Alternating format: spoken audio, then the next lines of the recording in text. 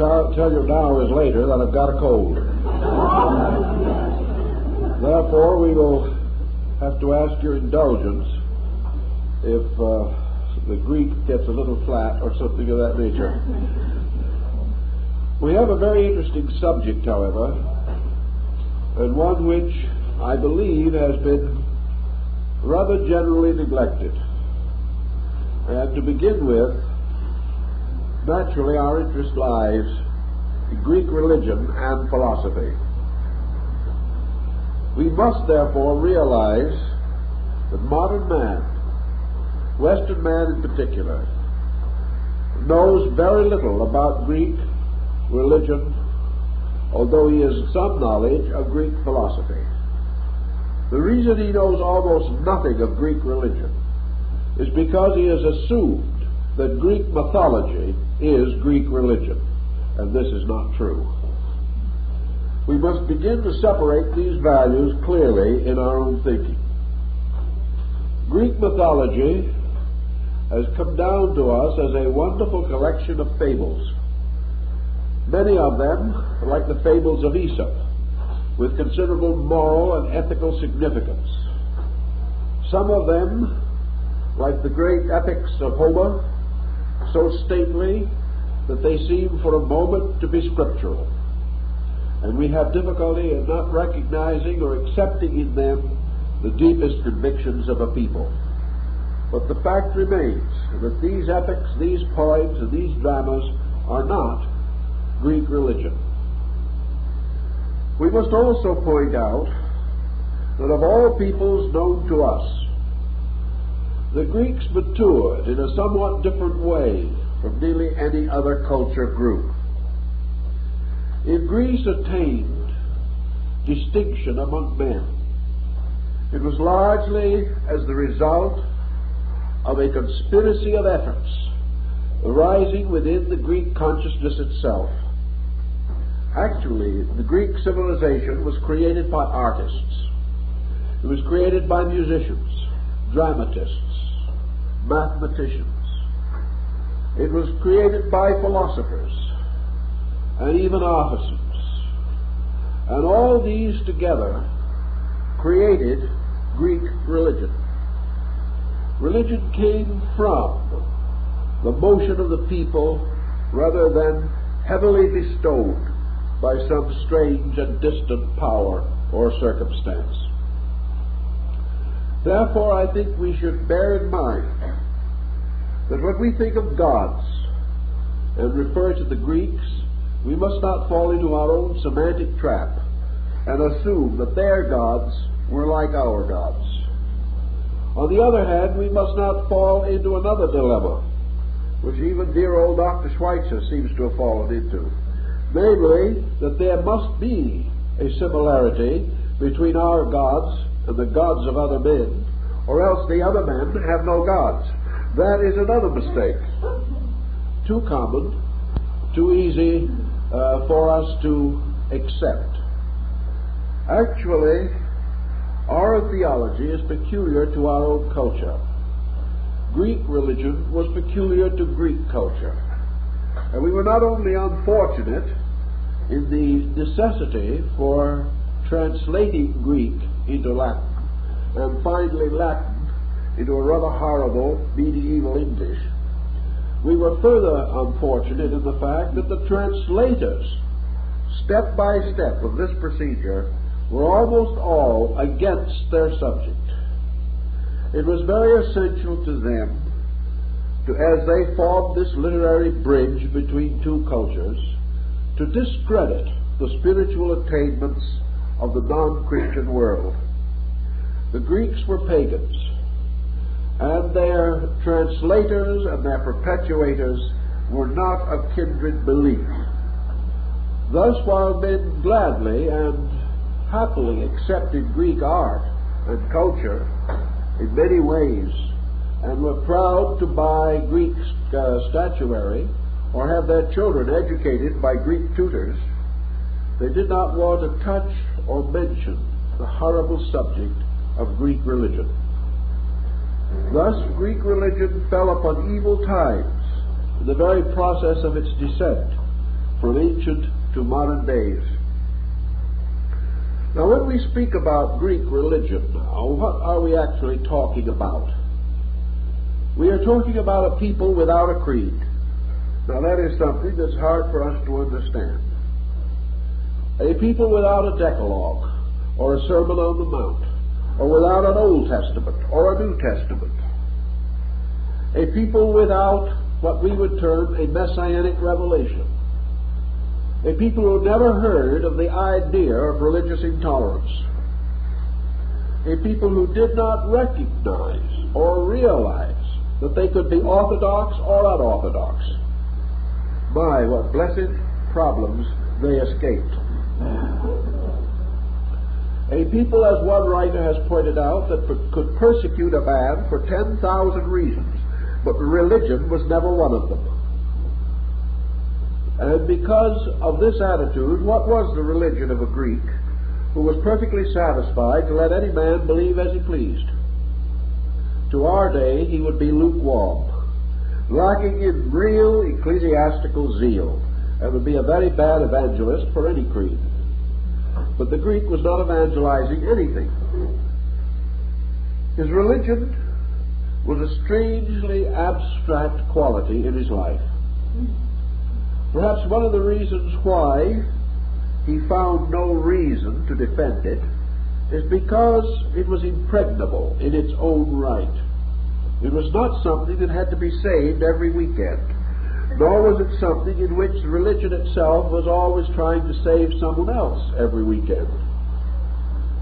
The Greek religion was grounded so deeply in the life of the people that it was like the very air of the Hellenic states. It was theirs by birth. They did not claim it, they did not oppose it, they did not offend it, they did not defend it. They simply accepted it as an essential part of their own lives. Another point, of course, is that from a very early period, Greek religion was principally celebrated through mysteries or rituals. These mysteries bore no resemblance to the churches that we have today. There were great religious monuments, but these were memorials. These were raised in homage. They were not places of common daily worship. They were sanctuaries built in honor, veneration, or respect for the spiritual virtues of certain deities which have been recognized in the life of the people. Therefore, not going to church as we idealize religion, the Greek was much like some of the Asiatic peoples. Sanctuary was always available to him.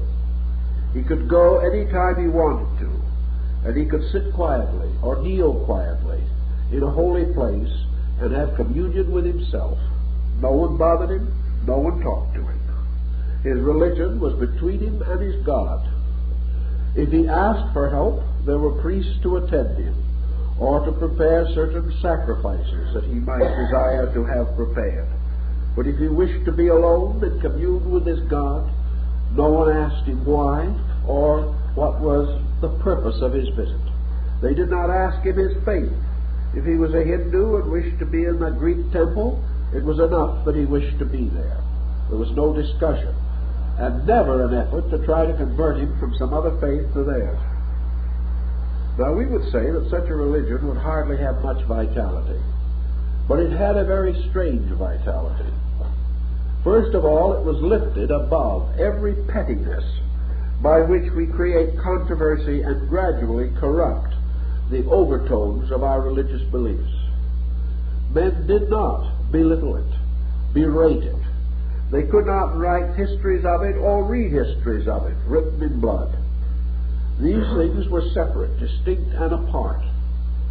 And of course, behind it all was this wonderful system of religious mysteries. Those who made religion their principal problem in life retired to the study of sacred arts and sciences. Here they passed through something resembling our university training. And after from 10 to 20 years of specialized training, they might either be attached to a religious house, a temple, a shrine, or something of that nature, or they might become philosophers and create schools and gather disciples around them. But these religious leaders did not preach religion, because they received their spiritual insight under obligation, under vows of silence. And it was the Greek way in religion never to talk about it, always to practice it, to reveal it only by what you do. Therefore, when a great and beautiful temple was built, no one talked about the God. No one talked about why it was built. Men simply were still and permitted the beauty of the place to tell them its own message. And in this beauty and harmony and sublimity of atmosphere, they felt their religion and were content. Thus we have something that is rather hard for us to bridge across the centuries and appreciate. We have to, however, go a little further into this matter. We not only have to make a broad statement such as we have made, but we must try to defend it, demonstrate it, or prove it. A study of Greek literature, art, and theater will easily demonstrate the fact of it. But we have other problems that must also be reconciled. Our first consideration is, therefore, what did the Greeks really know about anything? How are we to estimate the place of Greece in the descent of human knowledge? We are a little afraid of the individual who praises constantly, and we are equally frightened of the individual who belittles continuously. Neither can always be telling the truth. Therefore, how are we to estimate? Was the Greek emerging from barbarianism? How did his culture and civilization compare with ours? How far have we progressed since his time? What do we know that he did not know? What did he know that we have forgotten? How shall we measure him in terms of a human being? Fortunately, we have a fairly detailed picture of Greek life. We know their habits, their foods, their activities, their policies, and their politics. We know almost as much about them as we know of contemporary nations on the opposite side of the world, perhaps more, because we have made this study part of Western culture. We must realize, before we get through, that in the age of Pericles, slightly before and slightly after this critical period in Greek thought, covering the period, say, from the 7th century before Christ to about the 2nd century after Christ, that during this long interval of years, Greek culture ruled the world. Greece itself has always been a symbol of a kind of learning.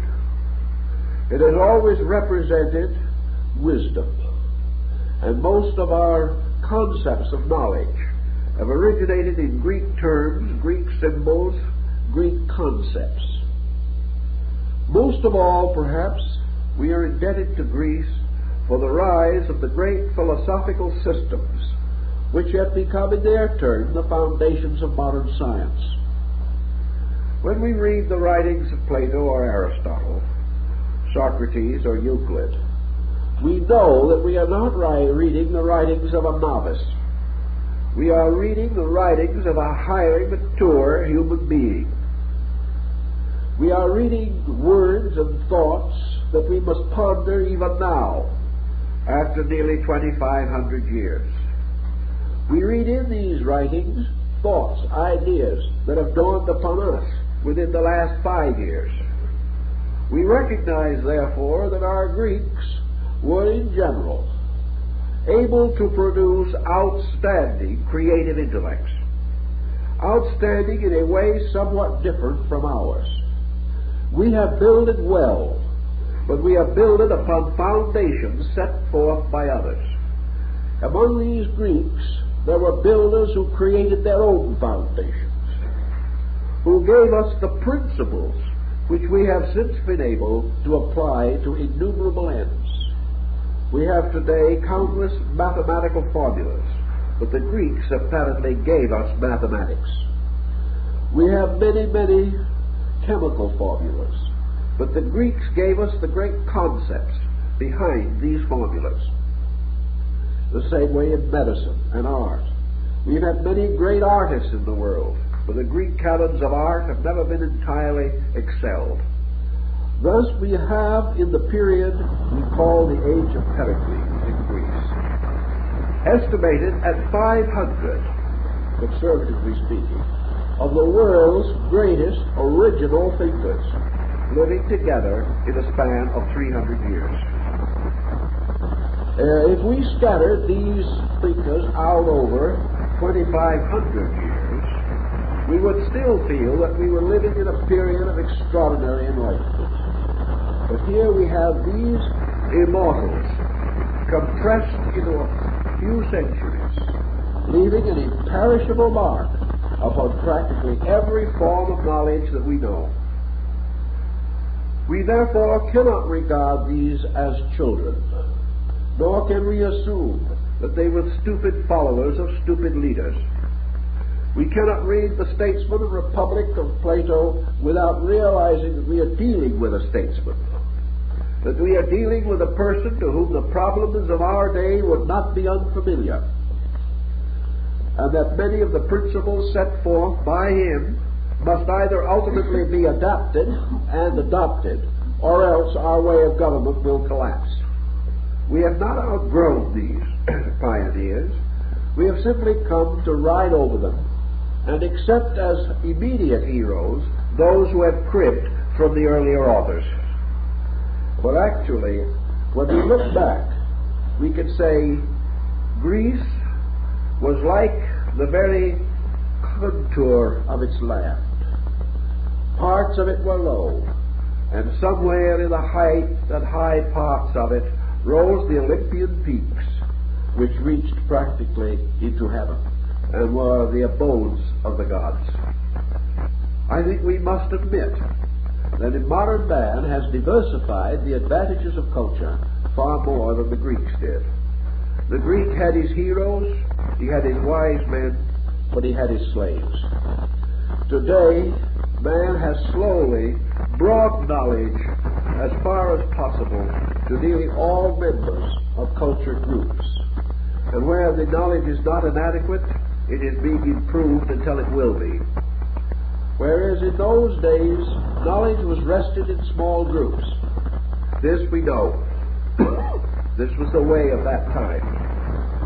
But we cannot forget that the citizen of Athens was undoubtedly a brilliant, gifted person, capable of careful and sincere thought, possessing many natural virtues and all the common vices that we have inherited with the virtues.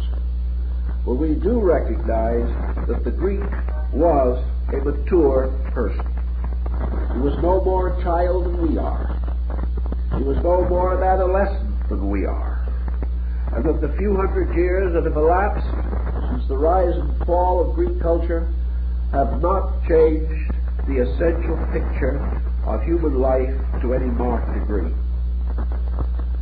Undoubtedly, we will for long be indebted to Sophocles, Empedocles, and men of that nature.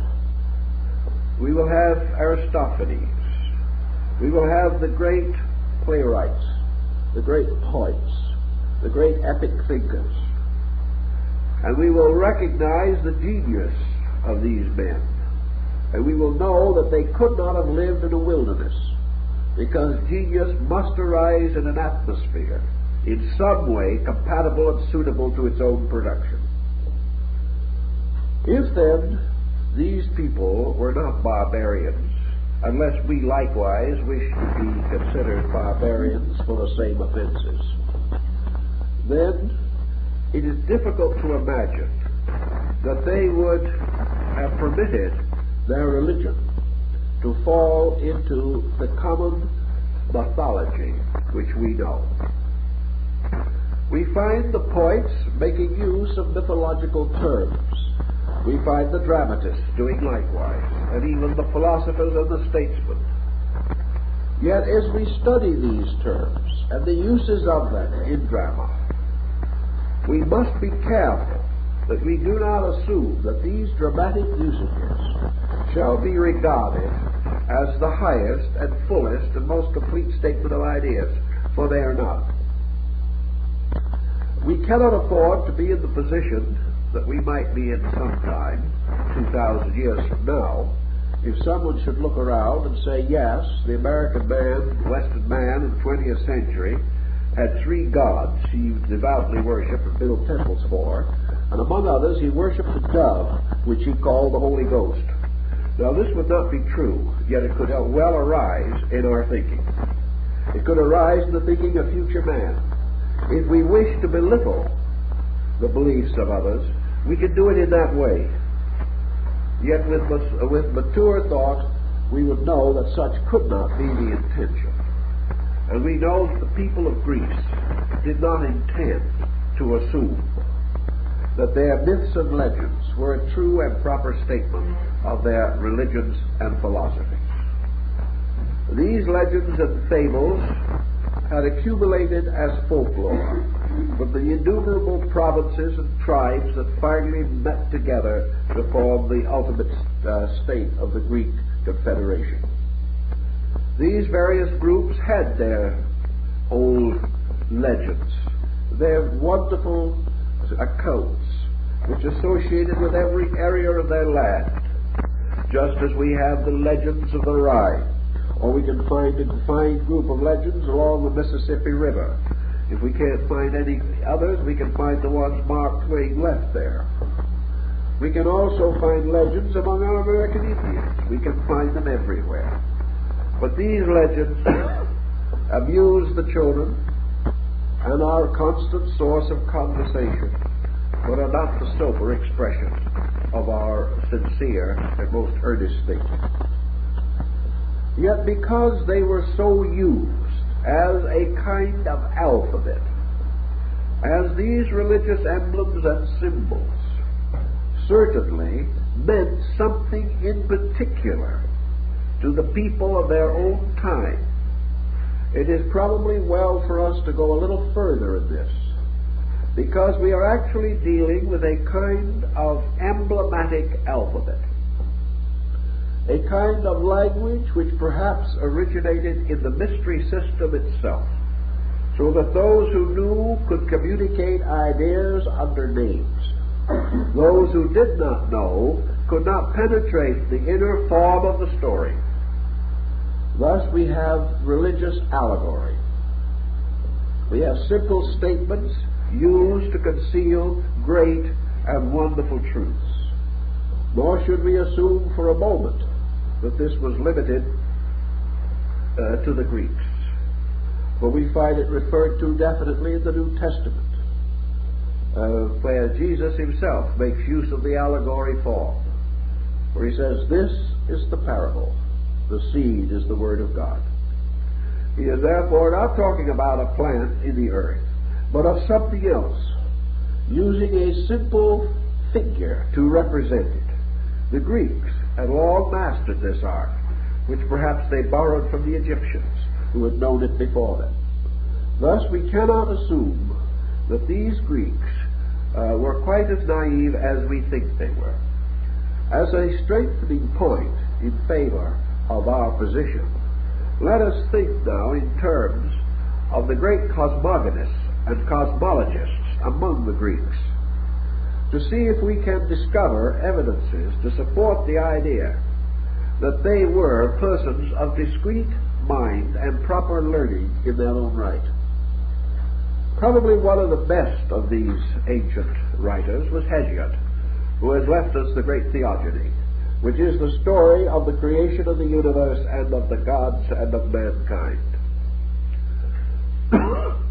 This poem, for it is a magnificent epic in itself, with much of the grandeur of Homer and a tremendous power of reason and thought, sweeps through the entire mystery of creation. And it does so setting forth certain great and eternal principles.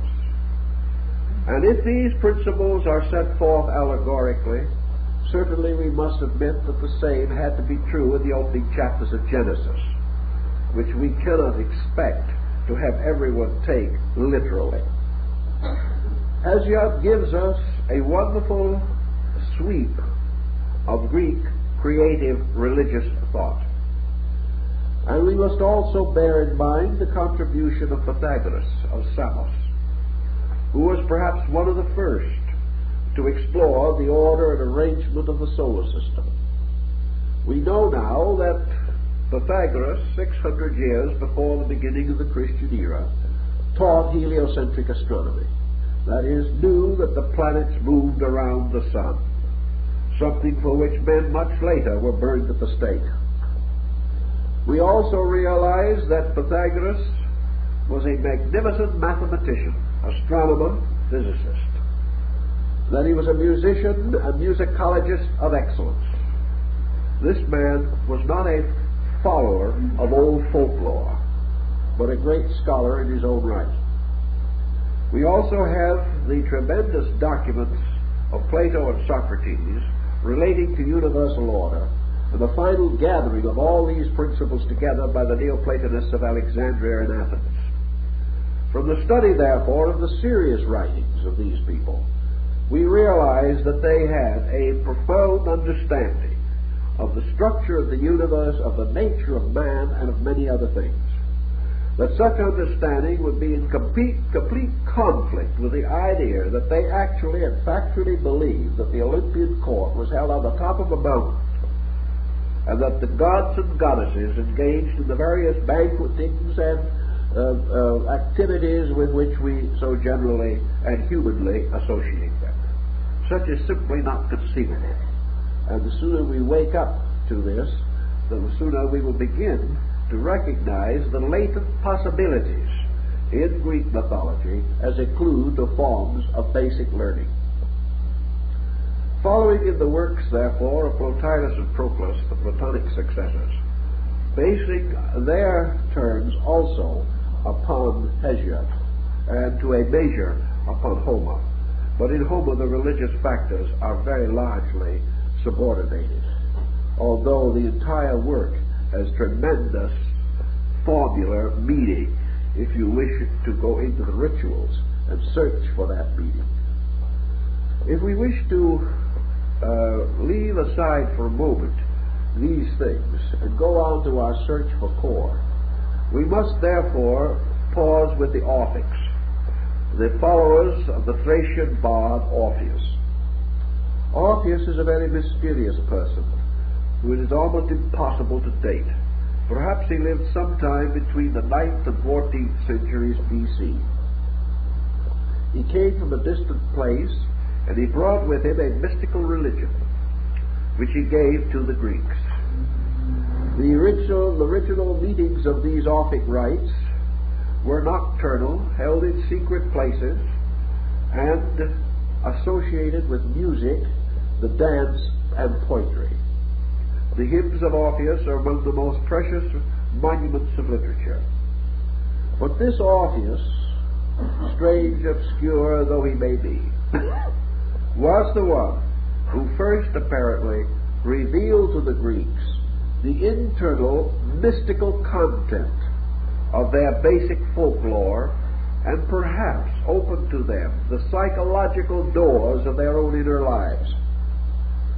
It was only after the rise of the Orphics that Pythagoras and Plato could have lived, and could have taught as they did teach, because the principal contribution of Orpheus was this pressure toward inquiry, the desire for man to recognize that things had more meanings than were obvious, and that beneath the surface of all religious structure, folklore, legend, and the like, there are secret meanings, meanings arising in human experience, meanings arising in human interpretation of legend and fable, and that the search must be for the substance and not the shadow, for the internal truth and not the external appearance, and that all these fables had to be opened as with keys, and their inner structures and bodies revealed to those capable of accepting the proper instruction.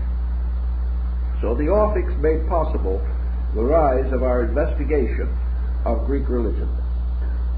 And this Greek religion was probably best exemplified by its philosophers, by its great scientific and intellectual leaders, and was best emotionally pressed upon the people by the great dramatists, poets, architects, and those who served the mysterious power of the cult of beauty, which was so powerful in the Greek way of life. In the Greek consciousness, God was ever revealed by man through beauty.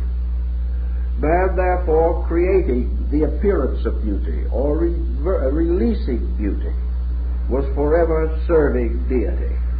The priest of God was the one who served the beautiful.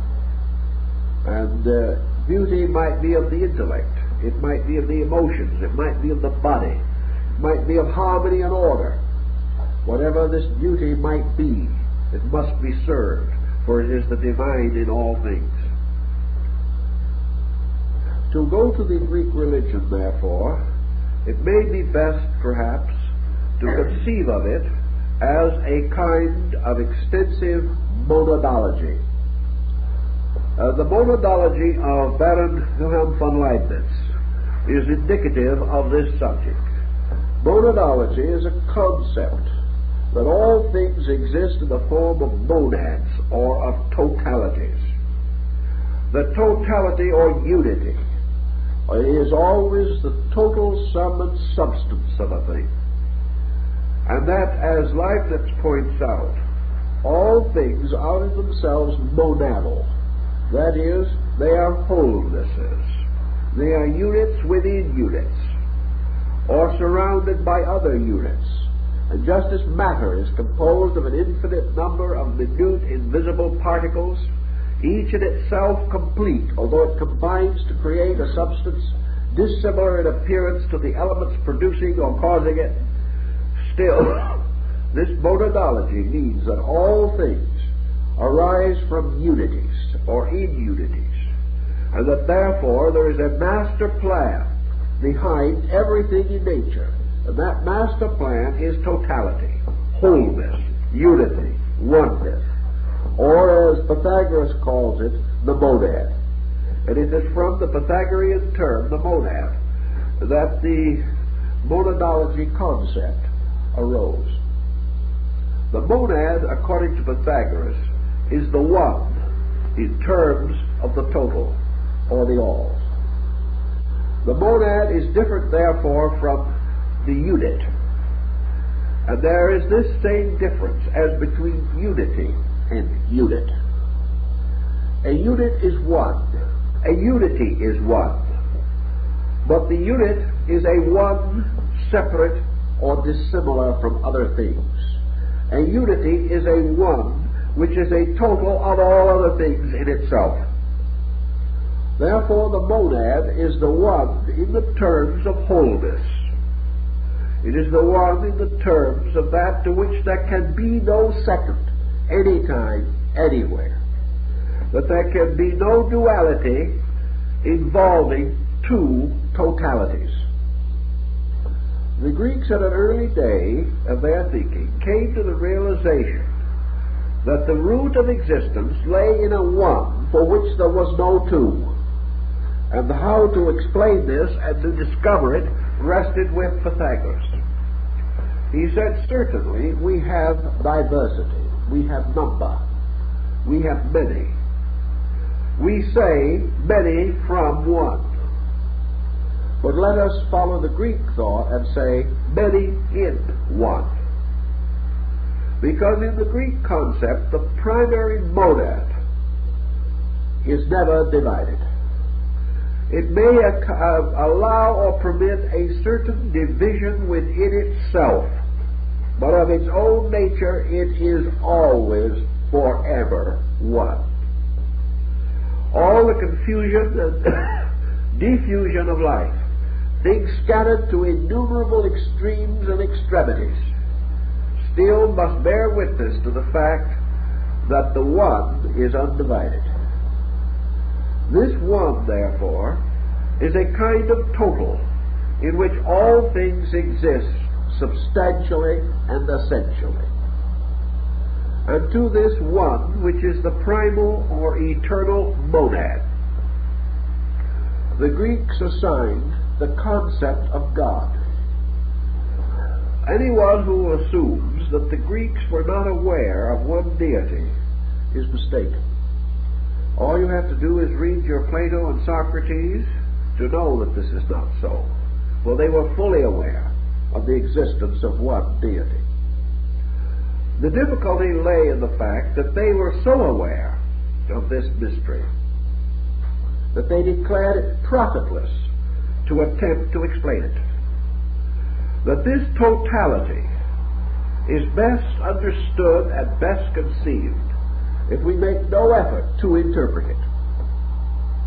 The mere fact that it represents totality or unity or wholeness is as far as we can go. For the moment we go further, we must take away something. If we say that it has any attributes, we are immediately denying that it has certain other attributes. For if we say it is tall, then we say it is not short. If we say it is old, then we say it is not new. If we say it was begotten, then we must say that it can end. Therefore, any way in which we attempt to define it must deprive it of some of its attribute. So the concept of monad, or totality, was perhaps not an incorrect one for the primary of Greek thinking. This primary they regarded, therefore, as all-inclusive. Everything that could exist anywhere, not only in this solar system, but in the most abstract dimensions of cosmos, both quantitative and qualitative. Not only on this line of the continuum, but on any other line of the continuum. All these things that exist, have existed, or may exist at some future time, and all things in the process of transition from one state to another state, moving from that which is known toward that which is unknown, all the reverse. All these things abide as attributes of monadal unity. Nothing can be a surprise. Nothing can be new. Nothing can come from nothing. Nothing can go to nothing. Everything eternally is. Conditions change. Principles do not change. A thing which appears to disappear merely retires from an objective to a subjective state, but its substance is not different. Anything which appears to come from nowhere, but nothing can come from nowhere. Therefore, space or emptiness, as we know it, cannot be space and it cannot be empty.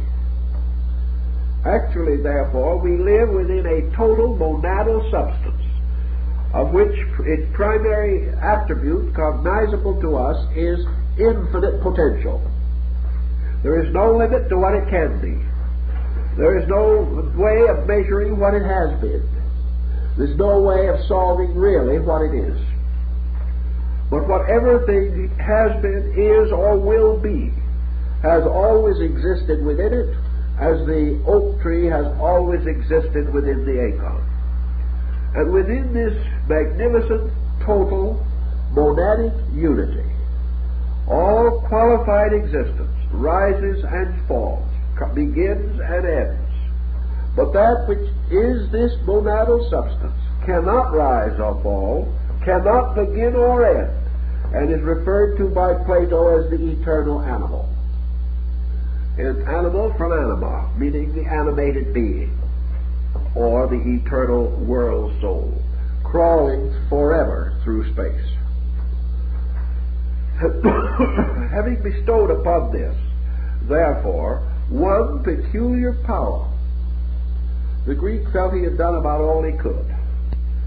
He had bestowed upon this all, the term all. It is everything. It is not a being, nor is it not a being. It is not a place, nor is it not a place. It may be considered as an energy, as a substance, as an essence, as a principle, as a force, as a law, as a substance. In all these things you are naming aspects of it. But you cannot string enough words together to name the substance of it, for it is the essence behind all aspects. Therefore, to say that it is alive would not be truly true, because then it would be susceptible of death, or death could exist. It is not alive in the sense that it was never not alive, or it will ever cease to be alive. It is. It exists. The Egyptians called it Tat, T-A-T, from which we have our word that, T-H-A-T. It is that. Whatever you look at, wherever you turn, whoever's face you gaze into, that is that, with a capital T. Wherever you see, you are seeing nothing but the substance of essence. You are seeing nothing but the extension of this divine thing. Now the Greeks did not call it divine, because to them this in itself was an artificial designation. The moment you call something divine, you set up a contrary situation, or what the Hindu has with his Shaktis, or polarized divinities. If you say God is divine, then something else is not divine. If you say this deity is better than all other deities, then you again make a mistake, because we are dealing not actually with moral levels. We are dealing with reality, with plain, unvarnished reality, thing as it is. And consequently, this thing as it is has a virtue of reality. And the virtue of reality is greater than the virtues of right or the vices of wrong. Things may be right or wrong, but reality is. And this beingness of reality is beyond all controversy, beyond all classification as we know such possible terms.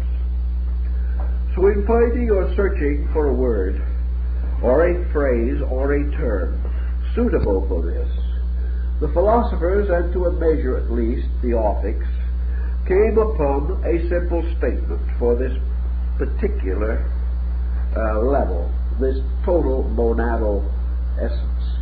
They called it the principle of principles. They said of it that it is a principle because it is first. Also that it is a principle because it is an archetype, or a rule, or a law, or a guide, by means of which all other things are. It is forever revealing itself through its works, and the revelation is always a revelation of principles. Everything, therefore, that moves according to its own nature, and this the divine nature, is forever revealing its principles. Therefore, this energy, this eternal power, is the principle from which arises all principles as we know them in terms of law, or energy, or substance, or classifications, or categories, or concepts, or any division we wish to make, intellectual or material, in the forms and structures of nature. So this vast principle of principles, to these peoples, was sovereignty. It neither loved nor hated. It neither was for nor against. It existed forever in its own nature, forever fulfilling its own nature.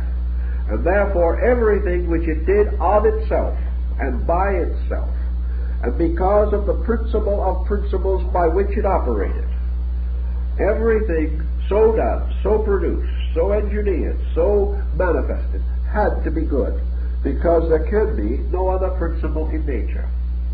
The Greeks were totally unaware of any anthropomorphism, or any battle between eternal good and darkness. Their principles of evil, so-called, or their evil beings, were simply passing chimera, little incidents that arose in the tyrannies of men, or in the peculiar testings of providence. They had no major principle that could stand against the principle of good. It did not occur to them that such a thing could exist, because of what would this adversary be composed? It could only be composed of the substance of the one. It could only have the mind of the one. It could only have the emotions of the one. And possessing all these things in vast measure, how could it revolt against its own similar? Therefore, they had no presumption of this nature. They had no fallen angel. They had no lapsed kingdoms. They simply recognized that man and nature, in their various relationships, would occasionally stumble along for lack of insight. This stumbling they would call evil. But evil is simply man's ignorance of the truth. It has nothing to do with the substance and essence of being.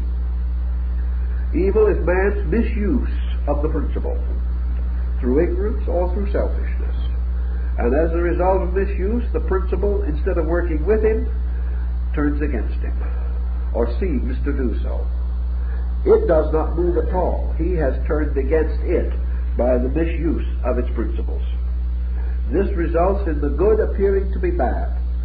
But as soon as the wayward one has corrected himself and gone back in line, the bad then appears to be good again. These things are forever moving and changing.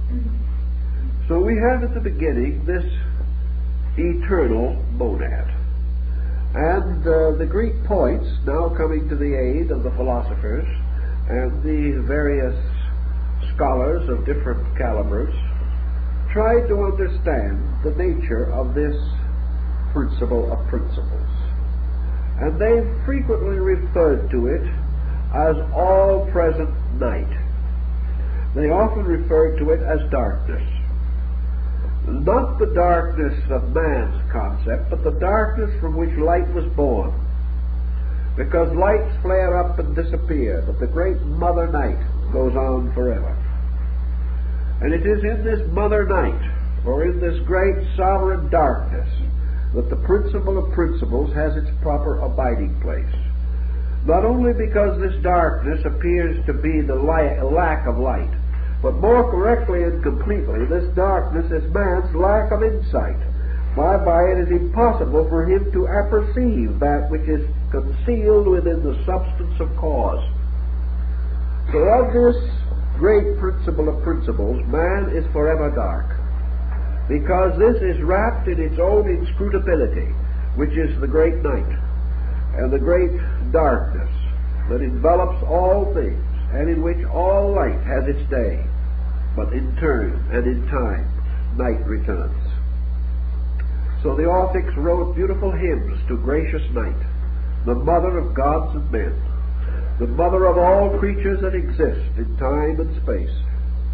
And they also assume that this great mother is the monad, the great ripe or fertile power, which is forever dividing within itself, causing within its own great ellipse, within its own tremendous structure, the whole phenomena of existence to take place as upon a mighty stage.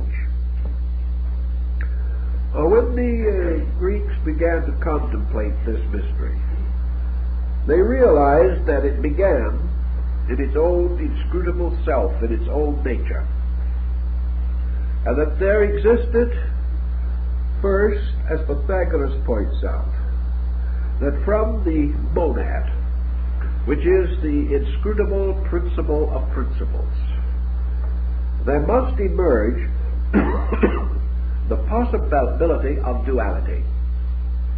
Duality is an attribute of the monad. The monad is capable of division, but never of being divided. In other words, two is the one in term of halves. The one stands. The two rises within it. And it may be, as Pythagoras pointed out, that the two may gobble up the one, eat it, devour it, as the gods ate their own children. Why? Not because of any tendency to destroy it, but because in the presence of the two, the one disappears. we suddenly see duality, and we hear about unity. And because duality is visible and unity is invisible, the philosophy built upon duality eats up the philosophy built upon unity. Just as we say today, cooperation is the most desirable of all states. This is unity. Competition is the most practiced of all conditions. This is duality. And we say, yes, cooperation is a beautiful idea, but competition is a fact. The two has eaten up the one, because the weight of reality has moved to the two. Competition is a fact. Unity is something we wish it might be. What we do not realize is that unity remains always as the only reality. And all the things that appear to be different from unity are to that appearance difference vanity. But we are unable to know this. But unity giving birth out of itself or within its own nature, for this unity is a great womb which encloses creation. And the embryo which is creation is born within it. And actually, when it is born into existence, it is still born within it, because it is born like the Hindu universe within the womb of the great Mother Meru. So, in the Greek concept, the duality arises within the substance of eternal duration, or eternity. And the substance division which takes place, as Pythagoras says, in the duad. And whenever speaking the number 2 or referring to the duad, he spat upon the ground, because it was the beginning of illusion. The moment you believe there are 2, you can believe there are any number. And the moment you cease to believe there is only 1, in that moment you pass from wisdom to ignorance. Because all ignorance rests upon the belief that there is 2 or more. And to recover from that ignorance is not easy. So Pythagoras thought you should emphasize the point rather graphically. In any event, the duality, according to the Greeks, resulted in the emergence out of or within the eternal principle of principles 2 peculiar abstractions, which they call ether and chaos. Now, ether, as the term may apply, is a kind of nutritious vapor, a kind of life substance. It is a substance which has an energy element within it. It is also what was called by the Platonists the bound. Ether had a place, it had a kind, it had a condition, and against it was polarized its opposite, chaos. And the firstborn of eternal light was a twin birth of ether and chaos. Sometimes ether is referred to in the Orphic hymns as eros, or love. Sometimes it is love and the winds that were first born. But ether represents more than love as we know it, for it represents the nutritional tenderness of life, forever supporting and sustaining. And chaos represents the abyss, the pathos of being, the hyle, the meaningless or terrible confusion of things. Therefore, we have the universe divided now into 2 principles, the bound and the infinite. Bound being ether, the infinite chaos. But this is now infinite in the term of infinite confusion. Here is the greatest conceivable number. Chaos is the greatest conceivable number, which means the greatest conceivable illusion. Every number but 1 being an illusion. The greater the number, the greater the illusion. An infinite number becomes infinite illusion, as opposed to infinite truth. And out of this also comes the bound, or ether, which becomes the one and the numbers, emerging out of the monad, or the numeration. So one, or ether, is the number as first, the first of many, the father of multitudes. And the multitudes are the extension of these powers into various expressions of activity. Then, like the Druids, who may have derived some of their knowledge from this, the Greeks believe that the bound and the infinite, that is, the stress or pressure between the one and the many, resulted in a whirling motion, which was called a kind of nebula, a spiral whirling in space. And that from this whirling there was gradually formed the structure of a great egg. And this egg was a kind of second world. And this egg was patterned after the principle of principles, in the sense that it was an enclosing thing. But unlike the principle of principles, it was already enclosed within that. So this was a kind of internal egg within the great sphere of ageless and eternal time. And this whirling sphere, composed of bound and infinite, plus minus, reduced the whole equation to a mathematical formula.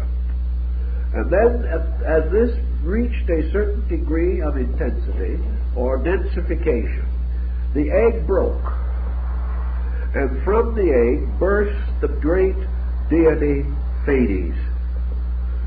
Pleiades is almost exactly the same described figure as that of the cherub of Ezekiel. It is the winged being with the heads of the bull, the lion, the man, and the eagle. And in this tremendous concept, Pleiades represents the revelation, or the objectification, the emergence of the principle of principles in its first modification, its first major descent. It has become now not the principle of principles, but the principle of beings, which is the second aspect of its own nature. And as in the ancient concept there were always three divisions. Every motion of Greek mythology and Greek philosophy moves upon a triad consisting of a father, a power, and a mind. The father, the power, and the mind.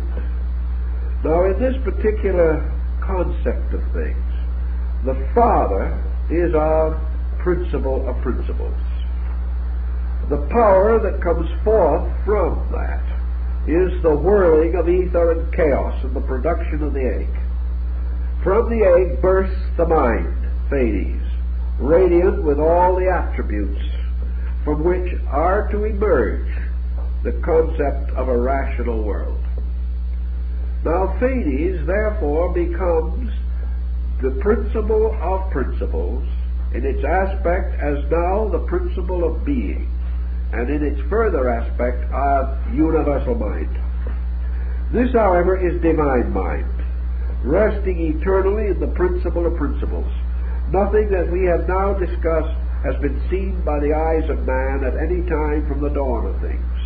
These processes took place within the mystery itself, and all that we have is the symbolical description of them. Now, from the great throne which it had established, in the midst of the great field of the egg through which it had broken, it followed the same idea that you'll find later in the story of Castor and Pollux, who were born from a single egg. And we find now the name Uranus. Now, Uranus was actually the father of a triad. He was therefore the first part of the cosmic mind triad. He was the first aspect released by Pleiades, the symbol of universal intellection. Uranus, therefore, was the god of the sky. But actually, he was the deity within whom all other things lived and moved and had their being. For creation must take place within him, as he must function within the next larger area. These monads are always retiring to the center. So Uranus becomes the symbol of a great power. And this tremendous principle of heaven itself has various terms or titles bestowed upon it. It is the omnipotent, inasmuch as nothing that is beneath it can resist it. It is not immortal. They are the knowers. Intelligibles are things that may be by substance known, or may by substance know. In other words, an intelligible deity is one that can be known without the necessity for intellection, or may know without intelligence, as we know the term. Therefore, the intelligibles are those who are known by apperception, or are known by the instinctive consciousness of man himself.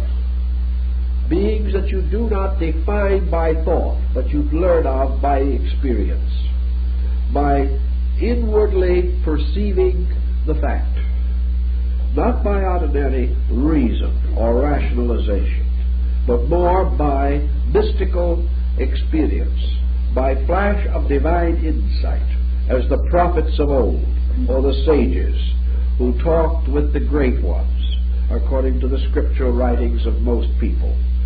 These are the beings that are known as a direct impact of consciousness, not an impact of intellect alone.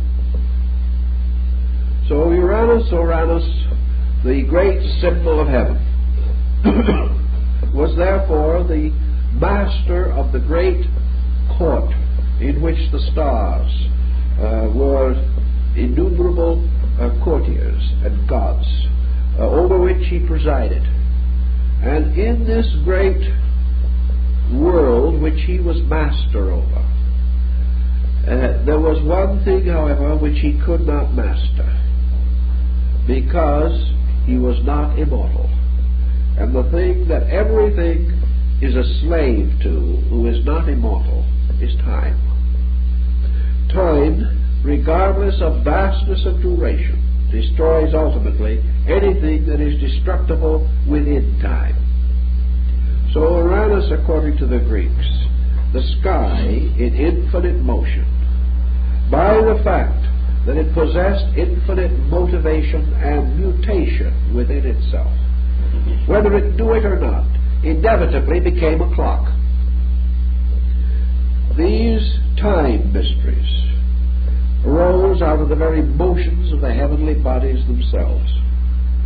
And all of motion immediately creates time interval.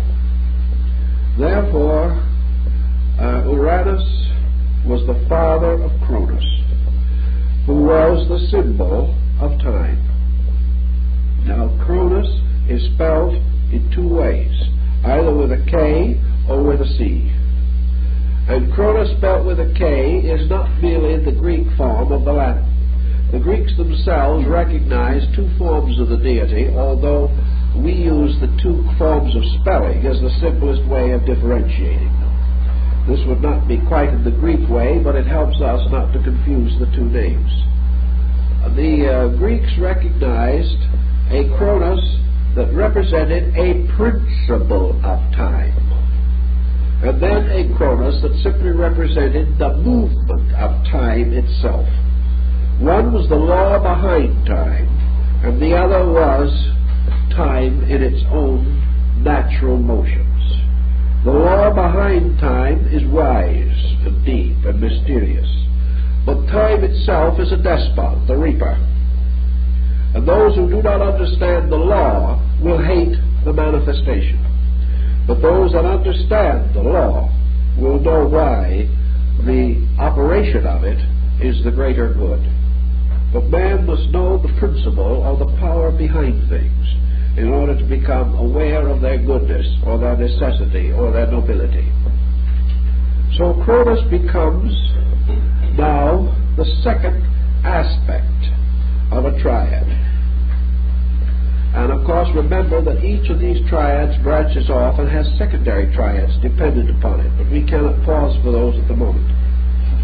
We come therefore from Uranus, which is the father of this great intelligible triad. We pass to the second power of it, which is Cronus, the power, for time is the power which rules creation. And then we come to the third aspect, the mind of the triad, and this is Zeus. And we have a triad again established now, representing the primary trinity of powers, the Father, the power, and the mind, Uranus, Saturn or Cronus, and Zeus or Jupiter. These three together constitute what might be termed the middle world, and they are divided by the hypothetical time factor. The superior part of this triad pertains to the great cycle of heaven, which is Uranus. The inferior part to Zeus, which is the beginning of the mundane diffusion of things. The second part is Cronus in its own right. Now these three deities together, moving into the human analogy, for all these things apply on innumerable levels, so carefully worked out that it is almost inconceivable. But on the human level, these three represent the psychic field of man.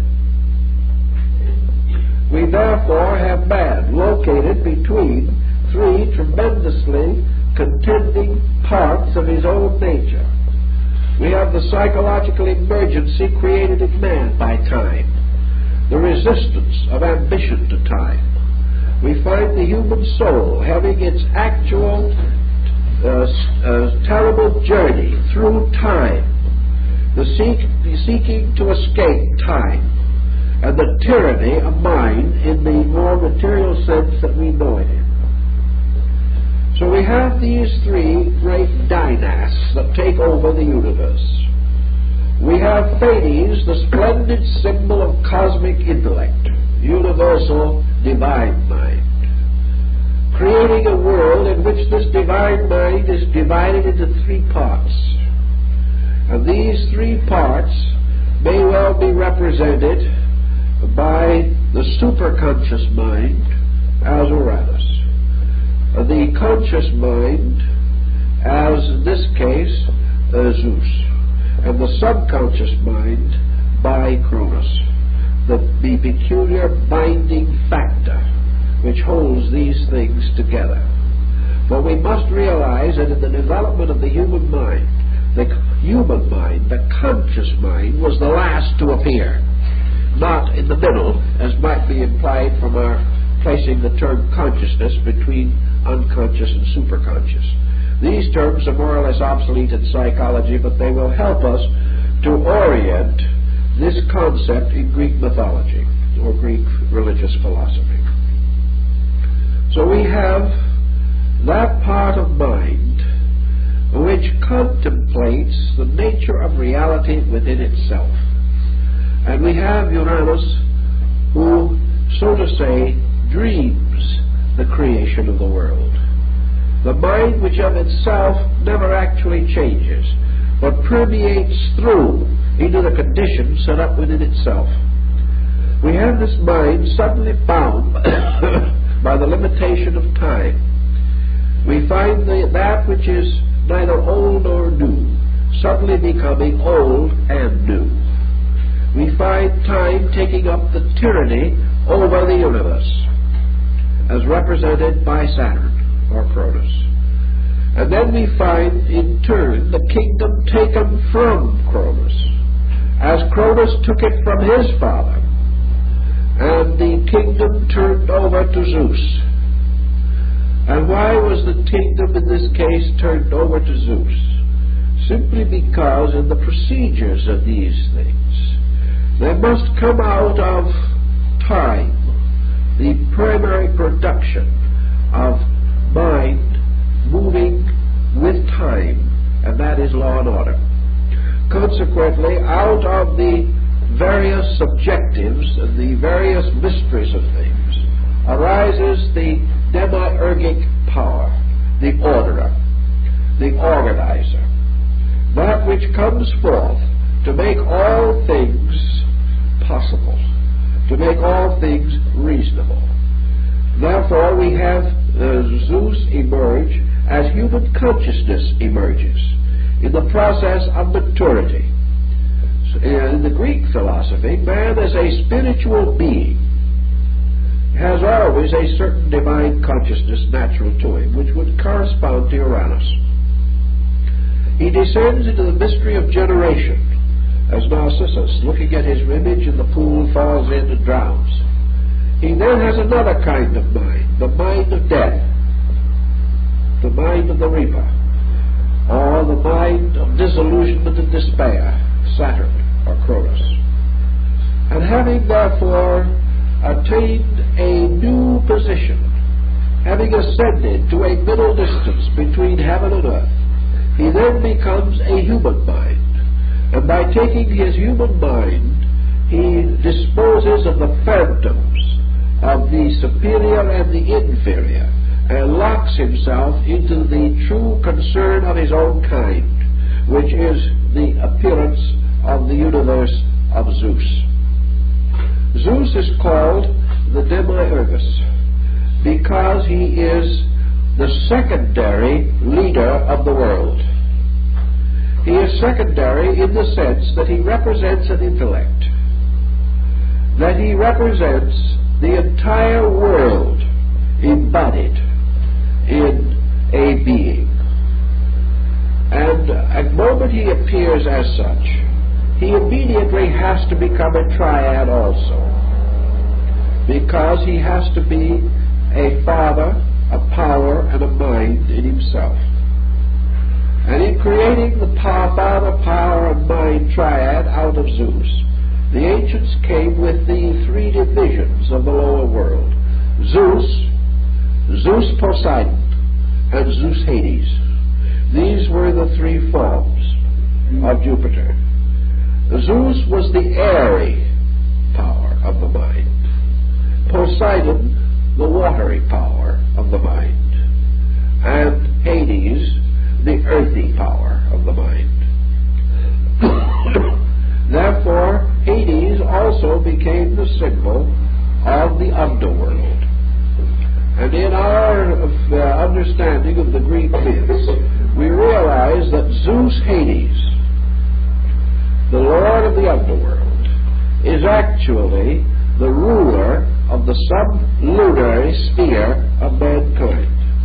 This world in which we live, not the world into which we may depart at death, but this world in which we live is under the rulership of Zeus Hades.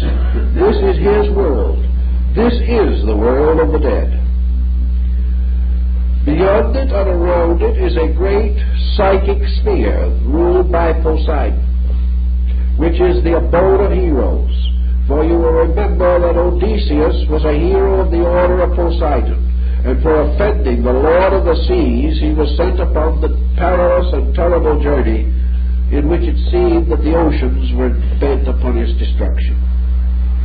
But Poseidon was the psychic field of the earth, and Zeus was the intellectual or airy atmosphere of the earth. So that the mental world of man is under Zeus, the emotional world of man is under Poseidon, and the physical body of man and his physical empire is under Hades. And these are, as the Greeks call, the three parts of a blessed God. For this God is Zeus. Now, how are we to understand the parallel or comparison between this concept of Zeus, in which Zeus is no longer a person at all, with the bearded Olympian Zeus of Phidias, that is probably one, or was one, of the world's most magnificent artistic achievements. The artist was asked that himself many hundreds of years ago, and he replied very simply that it was his purpose to portray something of the magnificence of this mundane mind in which all things that take place do take place. That it was to remind the beholder that this material universe in which we physically exist is not a terrible place and not a horrible abode of punishment, but is the body of a blessed God, and that it is what we make it to be, but that over it rules an intellect which man may come to feel or to know in some respect by looking up at the great ivory face of the Olympian Zeus, the majesty of it. This is the true majesty of the world, not the majesty of selfish human beings, but the majesty of the plan. This is the face that the physicist looks into when he explores space, or the astronomer. This is the very presence into which we would hurl a satellite. It is this great body whose body nature is, and God the soul. So this Olympian Zeus is our mundane creation. And it is the child born out of the mystery of time, as Einstein so well pointed out, measured by the time of Cronus and the continuum of Uranus. And these are mathematical elements, just as certain as in any equation that can be produced in physics. The thing is, we have thought of them so long as legends that we have forgotten all about the fact that these are the mysterious little characters of a secret alphabet, by means of which the most intricate experiments of mankind can be quickly organized and then presented in the form of a charming fable, meaningless to those who are not initiated, but meaningful to those who are. So we have come into this problem of the dynasts. Now why, we will say, in the terms of Greek philosophy, was any part of this necessary? And the Greeks tell us that there is a deity that exists in the very substance of things. And this deity is Themis, the law. And Plato speaks of the universe moving upon the spindle of Themis. That also there is a mysterious power which is called necessity. That necessity is the strange driver or master of many things in nature. In the very ancient beginning of all of this, when the principle of principles rested sublime and supreme within itself, it possessed within its own nature, archetypally, the three powers that had to come forth from it. It did not cause these powers, according to Greek thinking, to come forth by any conscious or volitional action of the will. The principle of principles, because it contains all things, contains the principles of these powers, innate within itself. For nothing can come from it that is not in it. And the urgency of principles includes the urgency of the inevitable manifestation of that which has the potential of being manifested. So in the Greek system, the manifestation of things is not according to a will, but is according to the innate and intrinsic quality of the thing itself. The acorn does not grow into a tree because it is ordered to do so, nor does it plan beforehand what kind of a tree it is going to be.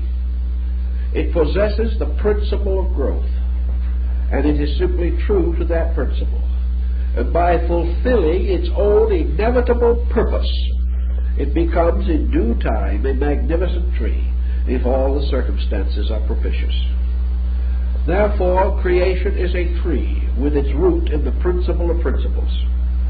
And this tree grows not by the will of any person, but by the inevitable power of its own principles, that periodically, consistently, according to the great rhythms of existence, the periods of fertility and sterility follow each other in the universe, and periodically being produces. The principle becomes germinal or fecund in its own nature and causes the emergence of the inevitable qualities. This is not an act of a particular kind, because in a being in which all action is omnipresent at all time, action is as much an inevitable as the transcendency of action. Thus it is eternal rhythm, eternally manifesting itself, that causes these things to occur. And the first to emerge, ether or eros, love, immediately sets all other necessary things in action. For the procedure is gradually downward until finally the intellect is established. The intellect is not potency in the nature of deity, but potential in the nature of deity. And deity becomes intellectual only through intellectual creations of its own.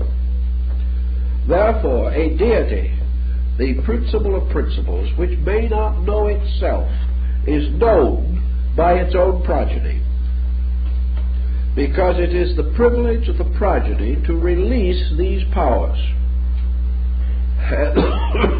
And in the releasing of these powers, there is this eternal growth forever taking place throughout the universe. The releasing of these powers also means the systematic exhibition of the principal powers that are in the nature of the principle of principles. And as this must be a father of power and of mind, we say that the principle of principles in its own nature is the father. In the form of eros or in the form of ether, it is power, and in the form of chaos, it is mind. For mind begins with the chaos of ignorance and must conquer it. And the rising up of the demiurgus, or Zeus, is the final victory of the mind principle over the Titans, which are the remnants of the primordial giants, or the uncontrolled and uncontrollable forces of nature. And in the Greek thinking, it is the tyrant that creates the mind. It is the peril of the being which forces the emergence of its own consciousness. Now the Greeks, for one reason which we are not too sure of, apparently did not use the term consciousness. They have no equivalent for it in Greek. So that what we would term this conscious part of man, they cover under one form of intellection or another, having a series of different types. Their term intelligible, as contrasted to intellectual, would come very close to our concept of consciousness. Consciousness, again, however, with them, always implies consciousness which knowing creatures bestow upon unknown objects or conditions. Therefore, we look up into the ethereal diffusion. We cannot see Zeus seated upon his Olympian throne anywhere in space around us, any more than we can find the concept of our God in space as he appears on the ceiling of the Sistine Chapel in Rome. We cannot find this old man throwing out the sun in front and the moon behind. He is something we cannot explain in terms of fact. But in the Greek thinking, we explore with our own mind the cause of phenomena. And when we gradually isolate this thing which lies at the root of what we are and what we do, we come up, as Sir James Jeeves came up, with the concept of a world mind. We say there has to be an intelligent power at the root of things. And because we have observed this need, we then create Zeus, just as Phineas created him. We create him because he is necessary. Therefore, we say with the Greek that there is a peculiar deity called necessity, and that this peculiar deity is a gadfly that is forever going on to all achievement and all things that man does. We come to the conclusion, as Genes came, that the hypothesis of an intellectual agent at the root of life is necessary. There is that very term coming in. We cannot explain other things without this hypothesis. And to the Greek, we cannot explain the universe without the hypothesis of Zeus. Having therefore come to this hypothesis, we must then explore it. And in the common parlance of the arts, which would be very difficult for us to imagine, a moral force which we could not enrich with a personality, dramatize, and associate with the various values of life. So the Zeus we know, like the Olympian Zeus, is carved by our own genius, invested with our own attributes, not because we have invented it, but because we have discovered it to be necessary. That is the peculiar point of their philosophy, that the exploration of space is the continuous discovery of that which is necessary. Now, until we discover it, we do not know that it is there. After we have discovered it, we do not know what it looks like. It is a postulation. Perhaps it is something that is so intangible that we have in the instinctive intent to place it in a remote place to signify its own qualitative remoteness. But we must assume it. We are continually discovering these attributes. We are continually finding our dependency upon monadal units. So we surround our present life with a monad, and we finally call this monad Zeus. And we must struggle with it until we master it, until we discover its nature. Now Zeus, representing the monad, is the lowest aspect of soul and the highest aspect of mind. This is a very interesting mathematical formula also. Man seeking to discover the universe is seeking to master its aspects. He does this by the mysterious and terrible threefold journey of the mysteries. As Orpheus, he must descend into the underworld, which is Hades. And here he has his material existence. And here he would like to save his soul, but he cannot escape the temptation to look back and to fall back again into his own ways, old ways, so that the soul slips away and is lost to him, as in the legend of Eurydice. Then, like the water hero, he attempts the great journey, the Odyssey. Here he explores the mysteries of the ethereal diffusion of the human life of things. He discovers that souls falling into generation come under the control of Poseidon. He realizes also that the human sphere finally fell into the earthy, or was absorbed into it, which was one of the reasons for the mysterious story of the disappearance of the empire of Poseidonus, or Atlantis. And he discovers that the power of this sphere lies in its emotional content, so that he finds a psychic life, an emotional life, in the humid or liquid psychic field. Then he ascends still further now to discover Zeus himself in his proper nature as pure mind. Pure mind arising in the substance and essence of pure reason. But as reason is greater than mind, so the father of Zeus, Cronus, which is reason, mind plus perfect time. This pattern gives us the next order of deities. So the ancients, the Greeks, regarded Zeus as the peculiar father god. He is mind. Therefore, being mind, it is not purposeful or meaningful that he shall be any better than he should be. The idea that mind was going to wander around in a saintly state of merely inspiring people to do beautiful and wonderful things was too ridiculous for the Greeks to be interested in it. This mind was the mind that they knew. This is mind. The mind that came through to them with all of its vicissitudes and its inconsistencies. And they were perfectly aware of the fact that this mind was a tyrant and was a despot, that this mind was forever ravaging the earth, seducing man into the thoughts and ideas that were unsuitable to his survival, that this mind was a tyrant, always involving divine and human matters.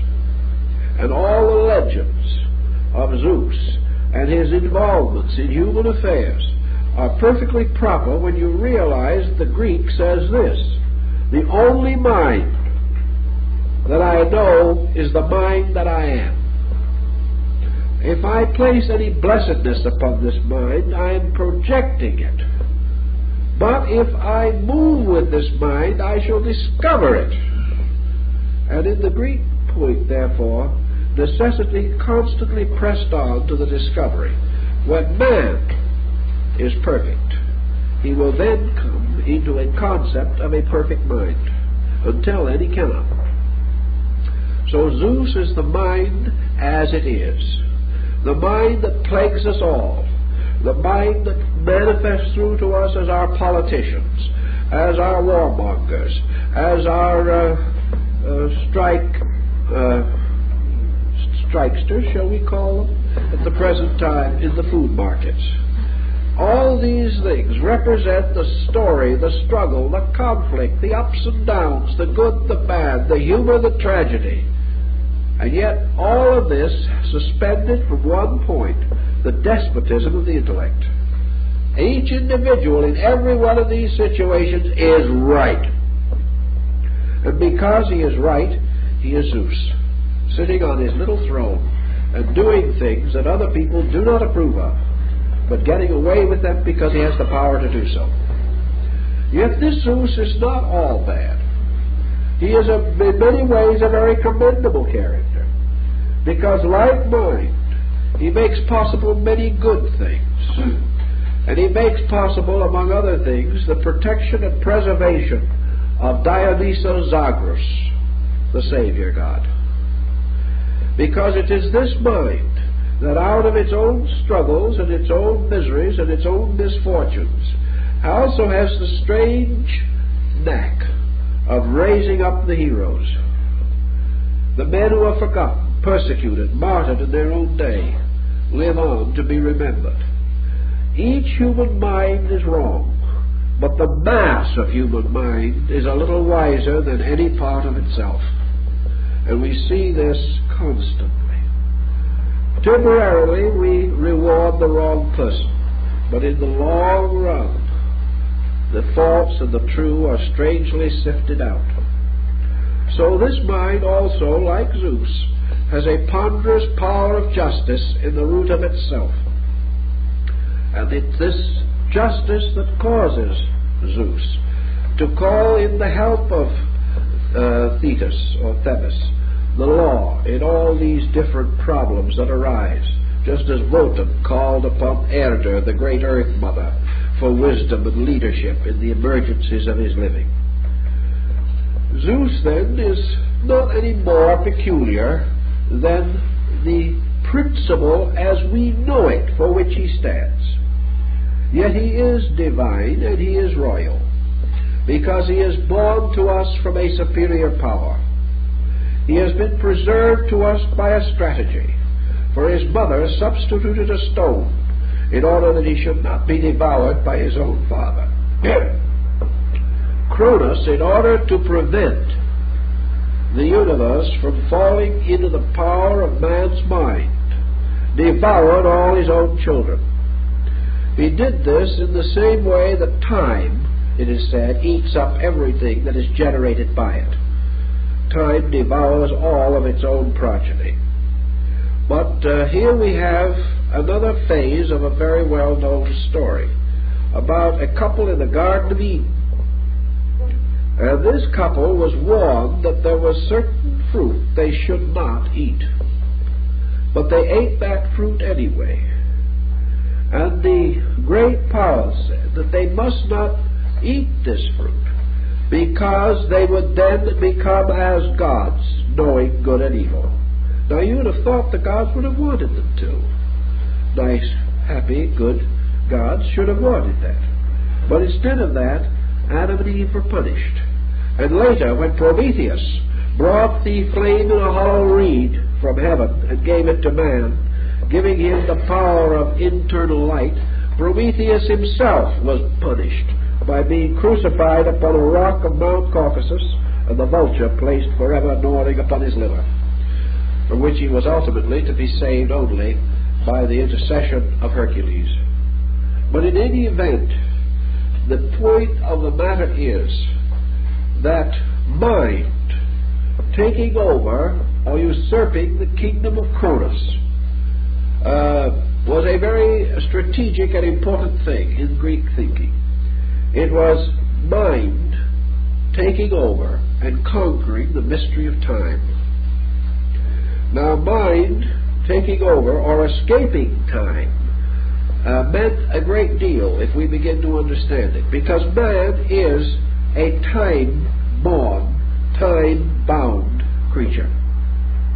His little life is rounded with a sleep, and that sleep is measured by time. 60 years and 10, 80, maybe 50, if very fortunate or unfortunate. But usually, time is of the essence of things.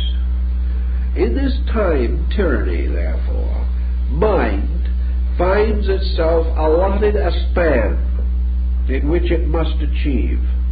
And man, as an individual, has to grow up, mature, enrich his intellect, and become his own Zeus by the conquest of his inferior nature within a time allotment. And against this background of time, the struggle of the mind goes on forever. Yet this same struggle is important to Zeus also, because Zeus forever sought to find the secret of his own time. He tried like Wotan to find out the riddle of his own destiny, and he found out all else. But his own destiny he could not solve. And the same problem affects us in every concept that we have today. So mind, which has been called in India the slayer of the real, but is nevertheless absolutely necessary to the discovery of something. Mind leads us finally to the discovery of world mind, and the further discovery that world mind is suspended within the structure of world soul, and that as the human being evolves from hierarchy to hierarchy, the great pageantry of the Greek mythology opens up as a tremendous philosophical document, a document suited to inform him on almost any subject with which he happens to be concerned. Now, if we go now to these three worlds and consider them for a moment, these three together, the world of spirit, the world of mind, soul together, and the world of body, constitute the three great spheres over which diagrammatically and substantially Uranus, Cronus, and Zeus have balanced government. And there we have the triad, the creator, the preserver, the destroyer. We have the great tributa of the Hindus and the symbol of the number 3. Pythagoras said that triangle, or the first three numbers, are not really numbers but numerals, because they are all symbols of ideas. And the symbols of the three basic ideas reflect themselves as spirit, soul, and body, represent themselves as the three worlds, heaven, earth, and hell, are found, of course, in the triple crown of the Supreme Pontiff of the Roman Church and the triple tiara of the Dalai Lama of Lhasa. Always the Temple of Heaven in China with its three arches, its three domes, the symbol always of the triform universe, a universe in which there is a motion from pure spirit through a psychic mental nature to a physical or material or energy condition. Now, energy in this substance or in this subject relates to Poseidon, who represents the sidereal energy of nature. Each of these deities have their own energy fields. These fields are compatible one with another, so that once you learn the master scheme, you can identify it on each and every level. We are told that in this great order of the Dynasty, every power stole its throne from its predecessor. In so doing, we come to another important thing, namely that it is in the involutionary or descending arc of human growth and development that each form of life attains its own individuality by blocking out the memory or knowledge of that which has gone before.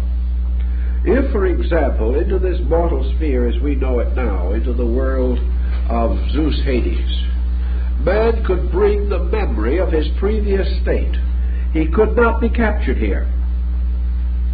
If his memory could go anywhere else, he could not be held here. Nothing that happened here would mean anything to him if he knew more than he knows here. That problem has been brought up in connection with Christian theology for a great many centuries. Namely, could Christ suffer if he was God? Could he suffer on the cross? Could God be crucified in more than an appearance? That is an unsolved mystery. But the point of importance to our thinking is that if inwardly we positively and factually knew more than is necessary to live here, we could not be bound here. Nothing here would make any difference unless it was important while it was happening. And it can only be important because it is bigger than our ability to cope with it, or that it fulfills something that at the moment we regard as important, or that it damages something which at the moment we regard as important. Therefore, our ability to function here depends upon the fact that we do not know enough to escape. Therefore, the gates or doors of the mysteries were kept open in the Greek system in order that human souls could escape from the tyrannies of these various gods and could return again up the ladder of the divinities to the primary cause, as Plotinus explains this to us. But always we must go through the God to reach that which is beyond him. We find this same thought carried in the Christian faith, where the Master is caused to say, "None cometh unto the Father save by me." In other words, you cannot go around the power and evade it. Therefore, in the Greek mythology, the figure of Zeus represented a state of mental individuality that had to be achieved by the individual. He could go no further. He could not say, "I don't like Zeus, I'm going to have nothing to do with him." You can't escape, because Zeus represents the collective monad in which the whole mathematical pattern of your present condition exists. You cannot move until you outgrow the pattern. You cannot escape until consciousness permits you to flow into the next larger monadic unit. To get out, therefore, you must have solved the mystery of the labyrinth. You must have found the Minotaur. And you must have the thread of Ariadne to get out again. This mystery, as in the story of the wanderings of Odysseus, means there can be no victory or no solution until the offended gods have been placated. Therefore, whatever you have done to hurt the gods' feelings or to injure them in some way, you must make it right to escape the final punishment of those deities. And much of your Greek drama is based upon man struggling against the fates of the gods whom he has offended, and also finding ways to seek their forgiveness or to cause them to cease their injury of him. This, of course, is not a personal thing. It is the Greek thinking mind recognizing that the outraged deity is a law offended, that law that has been offended must be placated. The individual must rise to certain problems. And here in your Orphic Mysteries, you find the beginnings of your doctrine of atonement. You have the doctrine of the individual who cannot undo what he has done, actually. But he must therefore go through a penance. He must be tested. He must be enslaved. He must become the servant of an outraged deity and fulfill any task that deity requires, until finally he is forgiven for his mistake. These deities are all laws, and every law offended becomes a master to which the lawbreaker is attached as a slave until the law is compensated. The moment the law is compensated and all is right, the slave is liberated. But we are all slaves to the laws we have broken. We are all, to a measure, under the penances of the gods we have offended. But these gods are not persons who don't like us.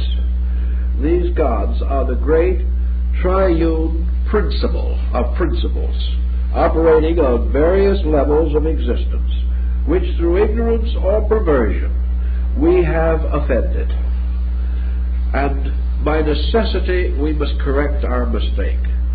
And by themis, which is learning out of this necessity, man ultimately chooses the right, achieves the good, and returns to the divine world from which he came. The romance of the gods descending and of man ascending, these are the burdens of the great Greek drama and the dance and the music and the literature of this people. And I think as we go on with it, we will perceive that it possesses a real and deep interest for us. There are many phases of it which cannot be reconstructed out of the ancient times. But we do know that these people rationalized on these principles, that they gave us the principles of psychology, and that in this psychology, under the heading of Zeus, they personified the whole terrible, troublous monument of the mind. This mind which has plagued us and around which so many psychological systems have later been developed. The problem of mind as the universal tyrant and the private despot, and the victory of man over time, the victory of man over his own emotions and of mind. These are the proper discourses of the mysteries. Because as Apuleius tells us in the Metamorphosis, it is the power or right of the mysti that as he approaches the sanctuary, that he shall behold God face to face in his own true and natural likeness, which means nothing more nor less than that principles shall be seen in their substance, rather than in their appearances. That the mask shall be removed, because in the Greek drama it was usual for the gods to always be masked. Other characters were also masked, but in the mythologies and in the rituals, the masked gods represented principles concealed behind the appearances that we have created for them. Therefore, we think we see the god, but we see only our own interpretation of the principle. But by the mysteries we behold the gods face to face. We therefore behold the principles, the laws, the rules, the living energies, the eternal substances in their proper and natural appearance and form, and in so doing can no longer be deceived by the falseness of appearances. For that which we have seen through a glass darkly, we shall then see face to face. And all these principles which form the great Greek theology are principles seen by us through a glass darkly. But through the great institution of the mysteries, we shall be permitted to tread upon the threshold of Persephone. We shall be allowed to enter into the sanctuary and come into the adytum, where the gods behold us and we behold them face to face. And the Greeks were not sure which would be the most surprised, man or the gods. Because only when man discovers the gods can the gods see man or themselves. It is a very intricate and interesting system, and certainly much more important than mere mythology. Well, I think that's enough.